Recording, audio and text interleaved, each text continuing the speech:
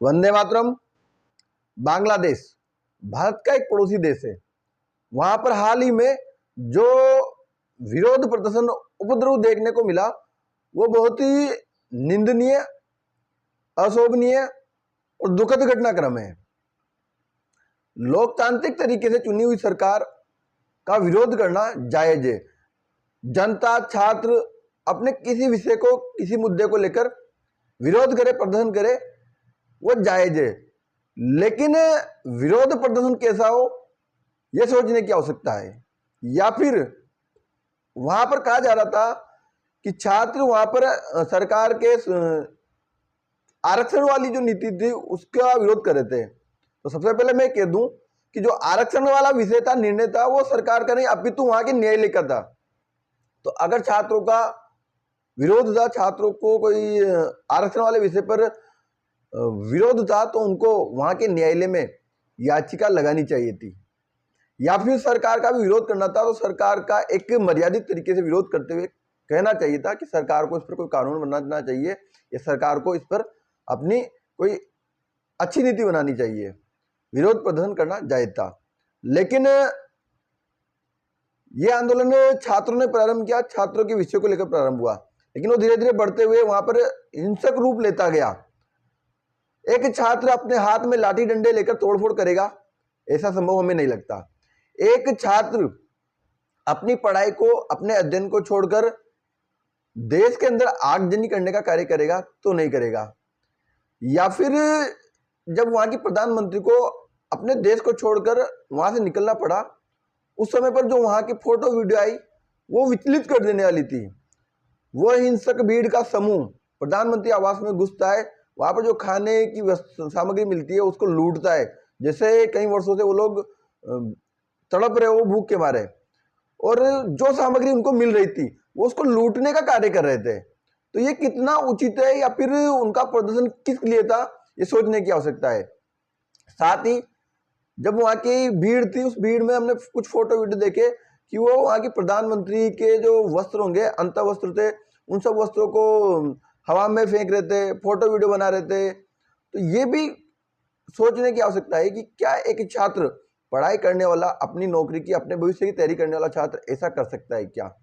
निश्चित रूप से पूरे घटनाक्रम में जो पूरा विषय निकल कर आ रहा है वो यही है कि इस पूरे घटनाक्रम में छात्रों का आंदोलन प्रारंभ में शुरू होगा, लेकिन इस पूरे घटनाक्रम को विदेशी ताकतों ने और इस्लामिक कट्टरपंथ की सोच रखने वाले लोगों ने नियंत्रित किया। और इसमें कई विदेश, पाकिस्तान सहित कई अन्य देश जो कि भारत विरोध में भी सोचते होंगे, क्योंकि बांग्लादेश की प्रधानमंत्री शेख हसीना की भारत की नीतियों से प्रभावित थी, भारत के साथ उनके अच्छे संबंध थे। तो कहीं ना कहीं भारत विरोधी सभी देशों का भी इसमें हस्तक्षेप निश्चित रूप से निकल कर आएगा। और साथ ही ये संपूर्ण घटनाक्रम संपूर्ण उन्माद हो रहा था, और वहां की सेना क्या देख रही थी, क्या वहां की देश की सेना, वहां की पुलिस इस पूरे घटनाक्रम को नियंत्रित ही नहीं कर पाई, और अंततः ऐसी स्थिति बनी कि वहां की प्रधानमंत्री को अपना देश छोड़कर अन्यत्र जाना पड़ा। तो ये एक विचारणीय विषय है। निश्चित रूप से बांग्लादेश की जो सेना थी वो पाकिस्तान के पदचिन्हों पर चलने लगी है। उन्होंने साफ सोच लिया कि जिस तरीके से पाकिस्तान में सत्ता का नियंत्रण सेना के हाथ में होता है, वैसे ही हम बांग्लादेश के अंदर भी अब जो योग्य प्रधानमंत्री है इसको हटाकर आने वाले समय पर सत्ता का पूरा नियंत्रण अपने हाथ में हो, ऐसा उनका प्रयास है। इसीलिए उन्होंने इन सुरक्षा, जो पूरे सुरक्षा की जिम्मेवारी उनके पास थी, उसको सही ढंग से नहीं निभाया, और अंततः इस प्रकार के घटनाक्रम वहां पर देखने को मिले। इस पूरे घटनाक्रम में भारत के लिए भी एक चिंता का विषय है, और भारत भी पूरा अलर्ट मोड पर है, क्योंकि भारत का पड़ोसी देश है और भारत के कई राज्यों की सीमा बांग्लादेश से लगती है। तो घुसपैठ सहित उन्माद सभी घटनाक्रम भारत में कहीं इसका कोई असर देखने को न मिले, इसके लिए भारत की सरकार, भारत की सेना, भारत का प्रशासन पूरा इसको बहुत अलर्ट मोड पर देख रहा है। साथ ही भारत में भी कुछ उन्मादी, कुंठित मानसिकता के लोग अपना विचार व्यक्त कर रहे हैं कि भारत के अंदर भी ऐसा हो सकता है, कभी ऐसा होना चाहिए। निश्चित रूप से ऐसी कुंठित मानसिकता रखने वाले लोगों को हमें मुंह तोड़ जवाब देने की आवश्यकता है, हमारी सरकार को, हमारी प्रशासन को, हमारी आर्मी को, हमारी पुलिस को। क्योंकि भारत एक लोकतांत्रिक देश है, यहां पर लोकतांत्रिक तरीके से चुनी हुई सरकार का विरोध करना एक व्यक्ति का अधिकार है, लेकिन विरोध राष्ट्र विरोधी, देश विरोधी न हो जाए, यह भी ध्यान में रखने की आवश्यकता है। भारत देश के अंदर कभी भी देश विरोधी ताकतों के लिए कोई स्थान नहीं होता। तो जो लोग ऐसा स्टेटमेंट दे रहे हैं उनको जानने समझने की आवश्यकता है कि वो इस प्रकार का स्टेटमेंट देके भारत के संविधान, भारत के लोकतंत्र का विरोध कर रहे हैं और लोकतांत्रिक तरीके से चुनी हुई सरकार का विरोध कर रहे हैं, जो कि पूर्ण रूप से गलत है। भारत में हमेशा से विद्यार्थी हुआ, किसान हुआ, युवा हुआ या किसी भी वर्ग के व्यक्ति हुए, मजदूर है, उन्होंने अपने मांगों के लिए प्रदर्शन किया है, अनुशासित तरीके से किया है। निश्चित रूप से आगे भी अगर सरकार की किसी नीति से कोई विद्यार्थी, छात्र, किसान, युवा, बेरोजगार, मजदूर अगर संतुष्ट नहीं होता तो वो विरोध कर सकता है, उसका अधिकार है। लेकिन राष्ट्रीय एकता, अखंडता, संवैधानिक जो हमारे मूल्य हैं, संवैधानिक जो प्रक्रिया है, उसको ध्यान में रखते हुए ये सब होना चाहिए।